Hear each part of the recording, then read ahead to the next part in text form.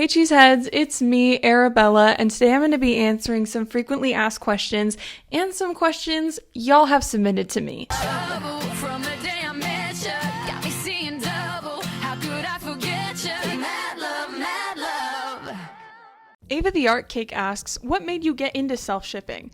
Honestly, nothing made me get into it. I've just been drawing myself with two brains and writing about us together since I was very young, and this is just something I've done in the Word Girl fandom on the internet. For me, this is something I have done consecutively for years because he's my special interest. Quick definition. According to the National Autistic Society, special interests or focused and dedicated interests are subjects and or activities that a person engages in very deeply in the short term, long term, or as a lifelong interest. Autistic people may spend more time and effort than most people spend on their hobbies. They may become an expert in their interest or create an impressive collection relating to it. I wonder who could have possibly done that. Hence why I am as passionate and fixated as I am. That's not just a romantic thing. I never really thought of this strategically. I've just always posted about it, and then self-shipping became this big trend all over the internet as of a year and a half ago.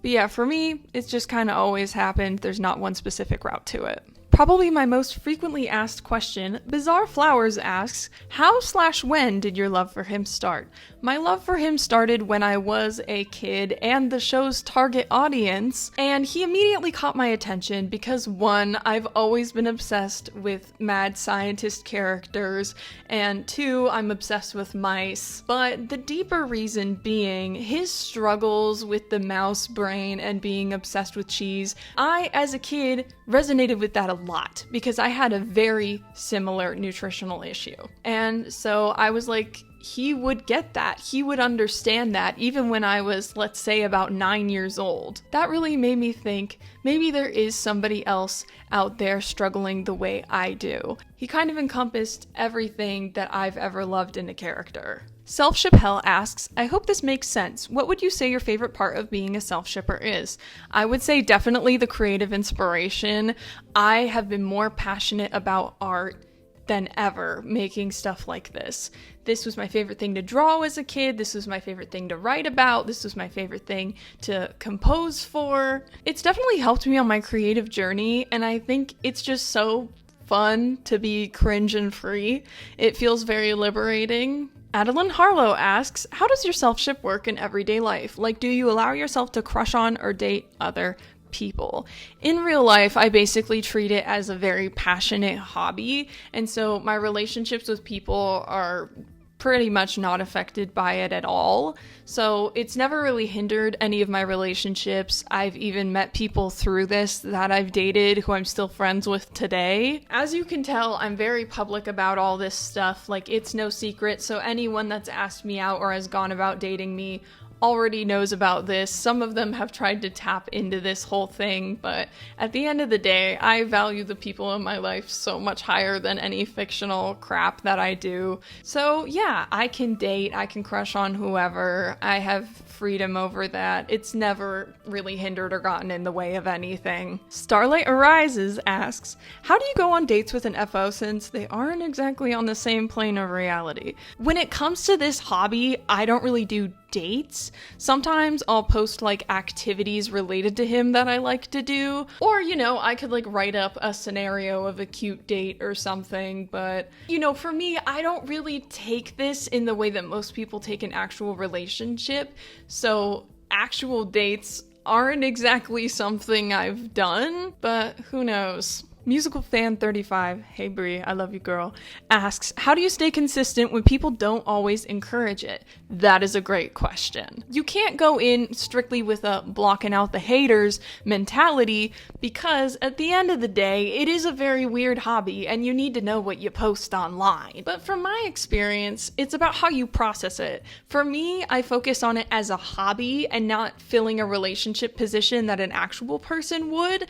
And so in my mind, I'm just doing this for fun and collecting things. And so what if I'm attracted to the character? That's not the driving force. So if other people are just scrolling past it, seeing the caption, are shocked, and take this super seriously and may have judgments, the important thing to remember is it's crucial to be yourself. but also stay aware of when you've crossed into dangerous territory or when this becomes more than a hobby. My hot take in this community is you should not take this nearly as seriously as an actual relationship.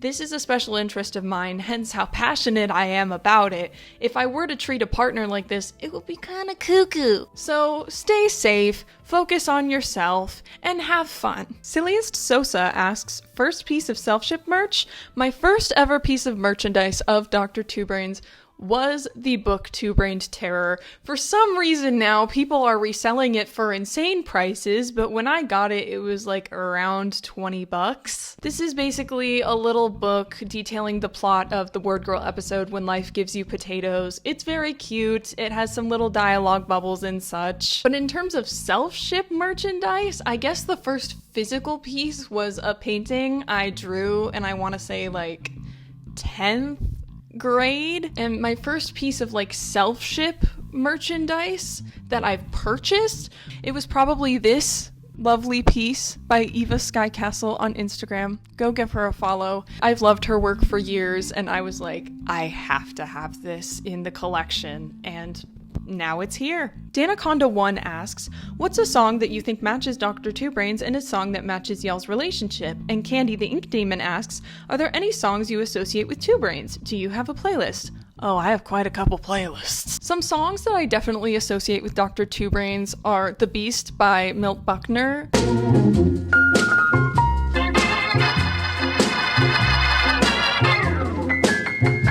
Piece Number 2 by Todd Dockstader and The Wizard's Laboratory. Also the album Lab Rats by the Brothers Nylon. Very jazzy, very Two Brains to me. Some songs I associate with the Selfship are God Only Knows by the Beach Boys. I made an AMV to that a while ago. A Handful of Stars, very romantic. And Tomcat Disposables by Will Wood. And look, I am not one of those Will Wood fans. That song is just a masterpiece. It is so sweet and sorrow at the same time. I love it! L1T4NY666 asks, what's your favorite pic of your FO, including fan arts or pictures of your Selfship?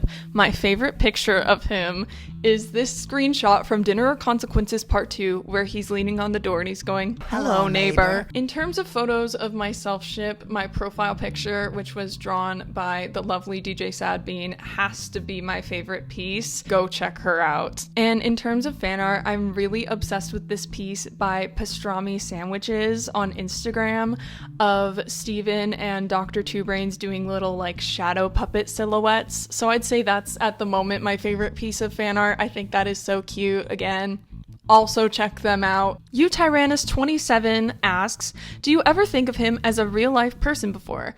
Conceptually, sure. I am curious how the mouse thing would work and how the brain would look, because we're all kind of wondering what that thing would look like. How grotesque would that be? So I am curious how his concept would work in a real person, but if he was real, I doubt any of this would be going on. My best friend Quinn asks, if you were stuck on an abandoned island with Two Brains, what 3 things would you bring? Honestly, first, I gotta go with those little bottles, the hamster bottles of water. Bring probably a dozen of those. An endless supply of cheese, as much cheese as we can bring to that island. We're gonna need it. And you know what? Just for the sake of enrichment, let's get one of those little hamster wheels going. I think that could keep us entertained for long enough. Wally's beloved darling asks, what's y'all's favorite way to spend time together? I can just imagine these two engaging in their frequent hobbies. Two Brains loves watching TV's little cheese channels, so they'd probably get on the couch and do that. They'd probably make some cheesy treats together. I can definitely imagine them dancing and singing because yes, I headcanon that Dr. Two Brains was a theater kid. I know damn well that MFA was in theater. Fight me! Electra Angie asks, what kind of cheese do y'all like the most? My theory for the longest time has been that his favorite cheese is Gouda, because in the episode The Straw That Broke Two Brains' Back, he says that most of his cheese plans he had tried to turn the city into Gouda, which I assume that frequency has to be because it's his favorite. It could just be the easiest for him to make, but I'm just gonna go with the theory that that's his favorite one. And for myself, my favorite cheese has always been mozzarella, so I don't know, he'd find a way to combine it or something, but they're both pretty great cheeses, at least in my books. Warden Yume asks, have y'all gotten into any fights throughout the relationship? At least going by their lore, I don't think they'd have any big drastic fights, but they would definitely squabble over small things like who's eating what cheese, what's for dinner, where are we going, who's taking care of the henchman today, you know, that kind of thing. Kokichi's Junebug asks, who confessed first? In the little lore I've written up, there's not really a big confession moment. There's just they're flirting periodically, then eventually he does ask her out, but she's the one that flirts with him first. So however you want to interpret that. Paradox Cypher asks, how many times is he being fed in a week? Too many. That cheese storage is overflowing, girl. That thing is filled to the brim. Well, until the end of the week. Vocals and Art asks, are there going to be kids in the future, or are you both going to just adopt mice as your children? Me in Tomodachi Life just confessed that the two are going to be having kids. So I guess if you count that, there you go. I'm not really sure how I feel about the concept of my self-ship having kids right now, but let me know what y'all think. Thank you guys so much for watching and asking such fun questions. If you have any more, leave them in the comments. I will try to get back to you. And without further ado, SCG out.